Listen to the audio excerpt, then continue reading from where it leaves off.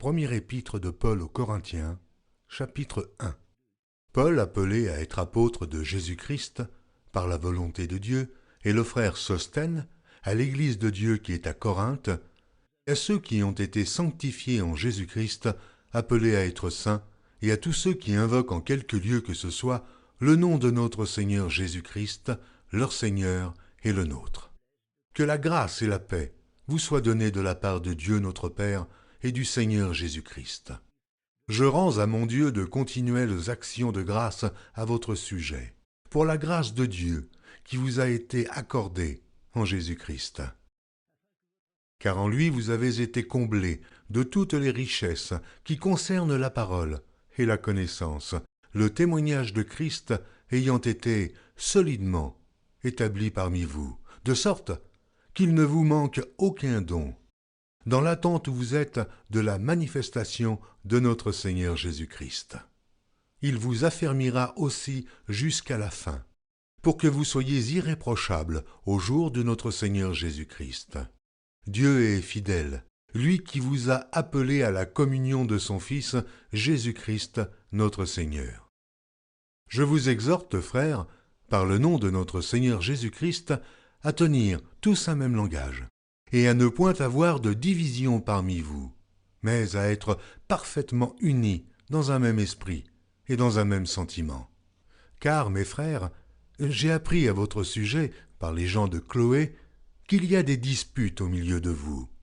Je veux dire que chacun de vous parle ainsi. Moi je suis de Paul, et moi d'Apollos, et moi de Céphas, et moi de Christ.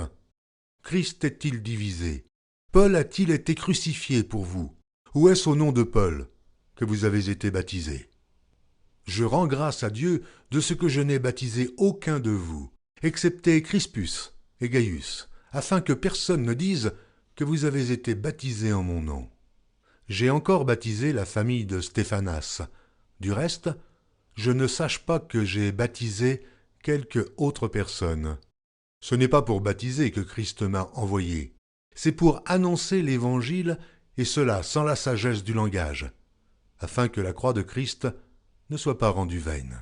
Car la prédication de la croix est une folie pour ceux qui périssent, mais pour nous qui sommes sauvés, elle est une puissance de Dieu.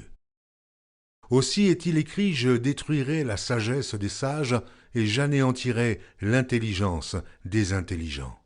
Où est le sage? Où est le scribe? Où est le disputeur de ce siècle? Dieu n'a-t-il pas convaincu de folie la sagesse du monde? Car puisque le monde avec sa sagesse n'a point connu Dieu dans la sagesse de Dieu, il a plu à Dieu de sauver les croyants par la folie de la prédication. Les Juifs demandent des miracles, et les Grecs cherchent la sagesse. Nous prêchons Christ crucifié. Scandale pour les Juifs et folie pour les païens. Mais puissance de Dieu et sagesse de Dieu pour ceux qui sont appelés tant juifs que grecs.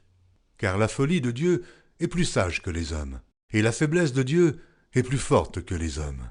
Considérez, frères, que, parmi vous, qui avez été appelés, il n'y a ni beaucoup de sages, selon la chair, ni beaucoup de puissants, ni beaucoup de nobles, mais Dieu a choisi les choses folles du monde, pour confondre les sages.